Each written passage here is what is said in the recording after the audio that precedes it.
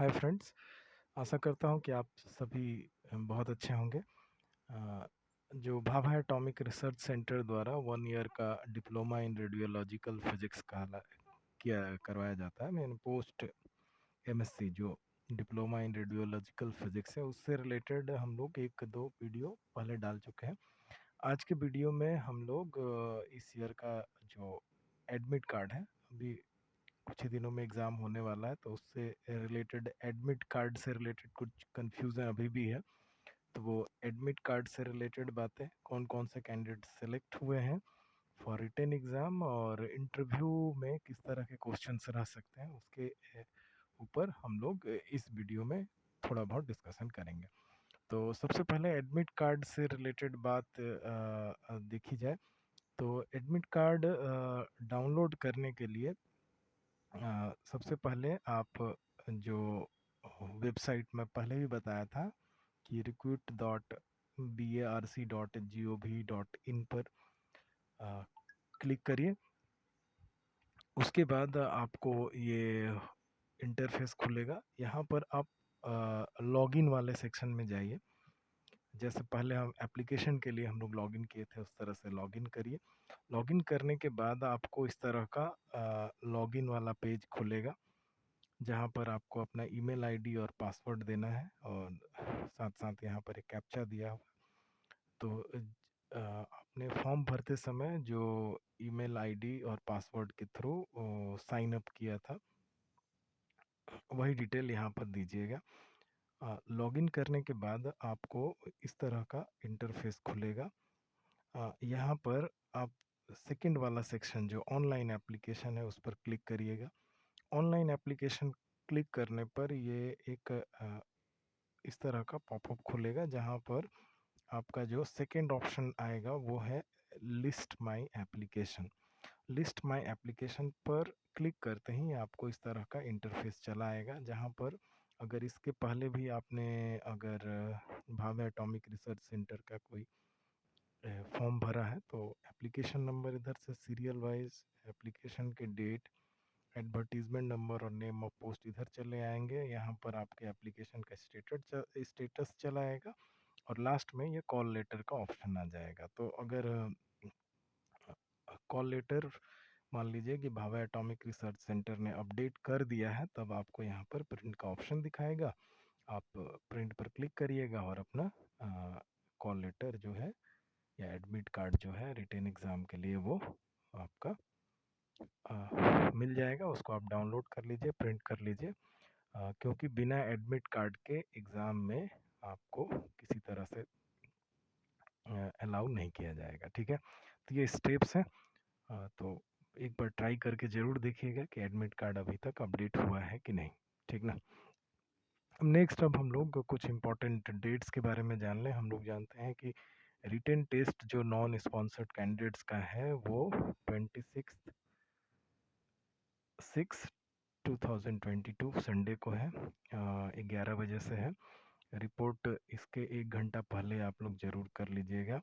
और आप वेन्यू भी जानते हैं, एटॉमिक एनर्जी जूनियर कॉलेज, अनुशक्ति नगर, मुंबई 94। और डेट ऑफ इंटरव्यू जो है वो 27 से लेकर 29 तक है। 27/6/2022 से लेकर 29/6/2022 तक। अब नेक्स्ट हम लोग देखते हैं कि अच्छा टोटल जो है जो भी अप्लाई किया गया था उसमें से 1275 जो है नॉन स्पॉन्सर्ड कैंडिडेट 1275 को स्कूटनी करने के बाद सेलेक्ट किया गया है। मतलब यहाँ पर किनको रिजेक्ट किया जाता है, जिनका मान लीजिए कि या तो बीएससी में 60% नहीं है या एमएससी में 60% नहीं है या कुछ डॉक्यूमेंट एरर है, फॉर्म भरते समय कुछ गड़बड़ी हो गई है, या कुछ मतलब गड़बड़ी के चलते ही। ठीक ना। अगर आप एलिजिबल हैं, आप रिक्वायर्ड क्राइटेरिया फुलफिल करते हैं, तो जो लोग भी अप्लाई किए हैं उनको बुलाया गया है। और इसमें से और इसके अलावा 1275 के अलावा 3 स्पॉन्सर्ड कैंडिडेट्स भी हैं। मैं जो लिस्ट ऑफ सेलेक्टेड कैंडिडेट्स जो हैं वो मैं इस वीडियो के डिस्क्रिप्शन में डाल दूंगा। और अगर आप देखना चाहें खुद से तो यहाँ पर आपको जो फर्स्ट पेज मतलब ये एडमिट जो बोला कि वेबसाइट का लिंक मैं बोला, उस पर क्लिक करने के बाद जब आपका ये इंटरफेस खुलेगा तो यहाँ पर आपको ये वाले सेक्शन पर भी आपको मिल जाएगा। देखिएगा ये बाईं तरफ जहाँ पर ये नोटिफिकेशन BARC ट्रॉम्बे लिखा हुआ है, उसके नीचे ही आपको सेकंड या थर्ड में मिल जाएगा candidates list for written test for diploma in radiological physics advertisement 1 by 2021। ठीक, तो R5 यहाँ पर आपको लिस्ट ऑफ कैंडिडेट्स मिल जाएंगे कि किनका किनको बुलाया गया है, और उसके बाद आप अपना एडमिट डाउनलोड कर सकते हैं। अच्छा, अब हम लोग देखते हैं कि इंटरव्यू में कैसे क्वेश्चंस पूछे जाते हैं या किस तरह का इंटरव्यू होता है। उससे पहले आपको जो नोटिफिकेशन में एक इम्पॉर्टेंट बात लिखी हुई है वो हम लोग देख लेते हैं कि दिया है कि जो नॉन स्पॉन्सर्ड कैंडिडेट्स हैं, मतलब जो जनरल कैंडिडेट्स जो अप्लाई किए हैं, उनका रिटन टेस्ट के बाद ही इंटरव्यू होगा। रिटन टेस्ट केवल स्क्रीनिंग के लिए होता है और फाइनल सिलेक्शन जो होता है वो टोटली बेस्ड होता है इंटरव्यू के ऊपर। यानी इंटरव्यू सबसे महत्वपूर्ण सेक्शन है आपके सिलेक्शन के लिए। ओके, तो इंटरव्यू की जहाँ तक बात आती है तो इंटरव्यू जनरली बहुत टफ नहीं होता है, लाइट वे में ही होता है। क्वेश्चंस भी बहुत ज़्यादा टफ नहीं पूछे जाते हैं, और यही सब्जेक्ट नॉलेज आपको अगर अच्छा रहे और थोड़ी बहुत और बेसिक जानकारी रहे तो आप अच्छे से इंटरव्यू क्लियर कर सकते हैं। ठीक ना, जो भी मतलब मैक्सिमम स्टूडेंट्स जो जाते हैं इंटरव्यू के लिए, तो मान लीजिए MSc के बाद जा रहे हैं तो सब्जेक्ट नॉलेज मोटा मोटी ठीक ही रहेगा।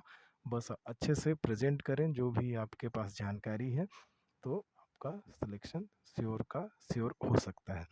तो इंटरव्यू में अभी तक जो पूछे गए, जो प्रीवियस स्टूडेंट्स दिए हैं, उनकी जानकारी के हिसाब से, उनसे जो जानकारी मिली है उसके हिसाब से पहले इंटरव्यू में आपसे आपका बेसिक इंट्रोडक्शन और क्वालिफिकेशन डिटेल्स पूछा जाता है कि आप किस कॉलेज से या किस यूनिवर्सिटी से पढ़े हैं। ठीक ना, और क्या क्या आपके फिजिक्स में फेवरेट पार्ट्स कौन कौन से हैं, क्या अच्छा लगता है, क्यों अच्छा लगता है, ये सब। इसके बाद आप फ्यूचर में क्या करना चाहते हैं, इससे रिलेटेड भी क्वेश्चन पूछे गए अभी तक। उसके बाद पूछा जा सकता है या पूछा गया अभी तक कि डिप्लोमा इन रेडियोलॉजिकल फिजिक्स के बारे में आपको क्या जानकारी है। तो इसका क्या असल में ये क्या है, इसमें क्या पढ़ना है, फ्यूचर में इसका क्या स्कोप है, इसके बारे में आपको कुछ आइडिया है कि नहीं, इससे रिलेटेड जानकारी आपसे पूछी जा सकती है। या आपने इस सेक्टर में ही अपना फ्यूचर क्यों देखा या क्यों अप्लाई किया, ये क्वेश्चंस अभी तक पूछे गए हैं, ये पूछे जा सकते हैं। ठीक ना, इसके बाद आपको थोड़ा बहुत रेडियो एक्टिविटी से रिलेटेड क्वेश्चंस पूछे जाते हैं। यानी रेडियो एक्टिविटी का एकदम जो प्रैक्टिकल व्यू है, प्रैक्टिकल या सोशल व्यू है वो, कि रेडियो एक्टिविटी क्यों हम लोग के लिए इम्पोर्टेंट है, क्या इसका रोल है ह्यूमन या सोसाइटी के डेवलपमेंट में। लेकिन इसके साथ ही साथ क्या प्रिकॉशंस भी लेने चाहिए रेडियो एक्टिव स्टडी में, या रेडिएशन हैज़ार्ड्स क्या हैं, कैसे हम लोग रेडिएशन से सेफ्टी कर सकते हैं, रेडियो एक्टिव सेफ्टी के बारे में भी जानकारी रखनी होगी। इसके बाद कुछ स्टूडेंट से ये बहुत ही कॉमन क्वेश्चन पूछा जाता है कि आप कोई साइंस मैगजीन पढ़ते हैं या नहीं, और पढ़ते हैं तो उसके बारे में डिटेल बताइए कि क्या नाम है, कौन पब्लिशर से, कहाँ से पब्लिश होता है, और इसके मेन कंटेंट्स क्या है, मतलब किस पर बेस्ड होते हैं, और आपको ये मैगजीन क्यों पसंद है। तो ये सब क्वेश्चंस जनरली अभी तक पूछे गए हैं या आगे भी पूछे जा सकते हैं। इसके अलावा अब कुछ और स्टूडेंट्स के हिसाब से क्वेश्चन जो है वो, जैसे साइंस के जो कुछ टफ टॉपिक्स हैं, जो मतलब कॉमन, टफ नहीं मतलब जो कॉमन टॉपिक्स हैं जो नॉर्मल जो साइंस बैकग्राउंड वाले थोड़ा कम ही जानते हैं, उनको आपको सिंपल लैंग्वेज में समझाने के लिए पूछा जा सकता है। जैसे रिलेटिविटी कहा कि स्पेशल थ्योरी ऑफ रिलेटिविटी को आप सिंपल एक लेमैन को समझाइए कि क्या है स्पेशल थ्योरी ऑफ रिलेटिविटी, या नैनो टेक्नोलॉजी क्या है, या क्वांटम मैकेनिक्स क्या है, स्टैटिस्टिकल मैकेनिक्स क्या है। ये सब आप एक एस्ट्रोनॉमी या एस्ट्रोफिजिक्स क्या है, ये सब आपको मतलब एक कॉमन, जिसको साइंस की जानकारी नहीं, फिजिक्स की जानकारी नहीं है, उसको आप कैसे समझाइएगा, ये सब। इसके अलावा रेडियो एक्टिविटी में रेडियो एक्टिविटी का मेडिकल पॉइंट ऑफ व्यू भी देखा जाता है। असल में ये पूरा जो कोर्स है, कंटेंट है, वो रेडियो एक्टिविटी का मेडिकल एप्लीकेशन पर ही है। तो ये इससे रिलेटेड भी क्वेश्चंस आपसे पूछे जा सकते हैं कि आपको इसके बारे में पहले से कितनी जानकारी है।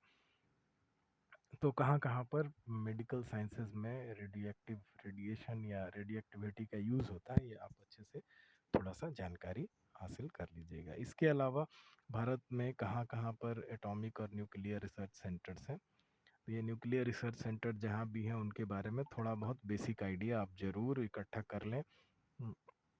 कौन पहले बना, कौन किस तरह से बना, कहाँ पर मतलब क्या क्या काम होते हैं, ये थोड़ा आइडिया रहे तो हमको लगता है कि आपको खुद भी अच्छा लगेगा, और आप इससे रिलेटेड क्वेश्चन पूछे जाएं तो आंसर देकर भी आप सेटिस्फाई होंगे। इसके अलावा बेसिक सब्जेक्ट नॉलेज तो आपका अच्छा होना ही चाहिए।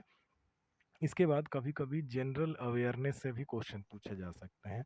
ट्रिकी क्वेश्चन हो गए, मैथ या रीजनिंग के कुछ छोटे छोटे क्वेश्चंस हो गए, ये भी पूछे जा सकते हैं।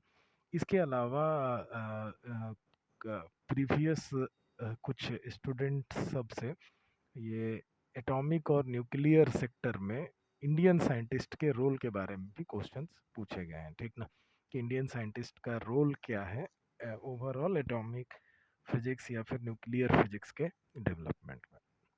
हाँ, इसके अलावा न्यूक्लियर एनर्जी से रिलेटेड भी क्वेश्चंस कुछ जानकर रखिएगा कि न्यूक्लियर एनर्जी क्या है, किस तरह से यूजफुल है, और इंडिया में अभी न्यूक्लियर एनर्जी का स्कोप या फ्यूचर क्या है, ये भी जानकारी जरूर से जरूर आप रखिएगा। अच्छा, इसके अलावा अब और जो कुछ बच्चों से जानकारी मिली है उसके हिसाब से जो रिटन एग्जाम में क्वेश्चंस आए हैं आपके, उन पर भी बेस्ड कुछ क्वेश्चंस इंटरव्यू में पूछे जा सकते हैं, ठीक ना। रिटन एग्जाम के कुछ क्वेश्चंस को लेकर भी इंटरव्यू में डिस्कशन किया जा सकता है कि इसका आंसर आपने क्या किया या कैसे सॉल्व किया, ये सब क्वेश्चन रह सकते हैं। अच्छा, और ये जो पार्ट है इनको अच्छे से देखिएगा। क्वांटम मैकेनिक्स से related question, nuclear and particle physics से रिलेटेड, इलेक्ट्रोमैग्नेटिक थ्योरी और सॉलिड स्टेट फिजिक्स, ये जनरली जो एक्सपर्ट्स होते हैं इन सब टॉपिक्स पर ज़्यादातर फोकस करते हैं, ठीक ना। तो क्वांटम मैकेनिक्स में भी बेसिक चीज़ें जैसे आपका जो भी लॉज हैं, जैसे डी ब्रोगलीज थ्योरी हो गया, या श्रोडिंगर के इक्वेशन के बारे में, श्रोडिंगर का इक्वेशन कहाँ अप्लाई किया जा सकता है, ठीक ना। प्लैंक्स थ्योरी के बारे में थोड़ा सा आइडिया, ठीक है। न्यूक्लियर एंड पार्टिकल फिजिक्स में बस ये न्यूक्लियर के स्ट्रक्चर से रिलेटेड थोड़ी जानकारी, कुछ न्यूक्लियर मॉडल्स के बारे में जानकारी, उसके बाद न्यूक्लियर एनर्जी हो गया, या रेडियो एक्टिविटी के बारे में थोड़ा इन्फॉर्मेशन, न्यूक्लियर पार्टिकल्स का क्लासिफिकेशन, ये सब थोड़ा अच्छे से देख लीजिएगा। इलेक्ट्रोमैग्नेटिक थ्योरी में थोड़ा बहुत डिस्प्लेसमेंट करंट जो हो गया, पॉइंटिंग थ्योरम, पॉइंटिंग वेक्टर, या फिर जैसे स्कैटरिंग के बारे में, थोड़ा डिस्पर्सन के बारे में, ये सब आइडिया थोड़ा रहना चाहिए। थोड़ा लेज़र के बारे में भी आइडिया रहना चाहिए। इसके अलावा आपका जो ऑप्टिकल फाइबर वीबर है उनके बारे में, वेवगाइड्स के बारे में थोड़ा सा आइडिया रहना चाहिए। सॉलिड स्टेट फिजिक्स में अलग अलग क्रिस्टल का कॉम्पोजिशन, मतलब डिफरेंट जो लैटिस होते हैं उनके बारे में जानकारी थोड़ा सा, और ब्रैग्स लॉ हो गया उसके बारे में जानकारी, एक्सरे डिफ्रैक्शन फ्रैक्शन थोड़ा सा आइडिया रहे। थोड़ा बहुत इसका जो सॉलिड स्टेट फिजिक्स का जो इलेक्ट्रॉनिक्स वाला पार्ट्स है, मतलब एन टाइप, पी टाइप, और वो क्रिस्टल स्ट्रक्चर्स जो है वो सब भी अच्छे से थोड़ा सा आइडिया रखिएगा, ठीक ना। तो ये थोड़ा बहुत जानकारी हम लोग जो प्रीवियस कुछ स्टूडेंट्स के नॉलेज से इकट्ठा कर पाए हैं, वो मैं आप लोग तक पहुंचाने का कोशिश किया हूँ। आशा करता हूँ ये आपको थोड़ा बहुत ज़रूर हेल्प कर पाएगा। और जल्दी मैं 1-2 दिन में ही सैंपल क्वेश्चंस का एक और लिंक आप लोग को यूट्यूब पर ही डाल दूंगा। आप लोग ज़रूर ट्राई करिएगा एग्ज़ाम के पहले ही। जैसे 26 को एग्ज़ाम है, तो उसके पहले ही 23 या 4 तक मैं एक कम से कम 50-60 क्वेश्चन का एक लिंक डाल दूंगा। आप लोग ज़रूर ट्राई करिएगा, आप लोग को थोड़ा सा ज़रूर हेल्प मिलेगा, ठीक ना। और एडमिट के लिए थोड़ा सा देखिएगा, ट्राई करिएगा। शायद एडमिट अब तक अपलोड कर देना चाहिए भाभा एटॉमिक रिसर्च सेंटर को। तो एडमिट डाउनलोड करने का ये प्रोसेस है, आप लोग ज़रूर से ज़रूर डाउनलोड करें। और सबको बेस्ट ऑफ लक, अच्छे से एग्ज़ाम दीजिए और आगे अपना फ्यूचर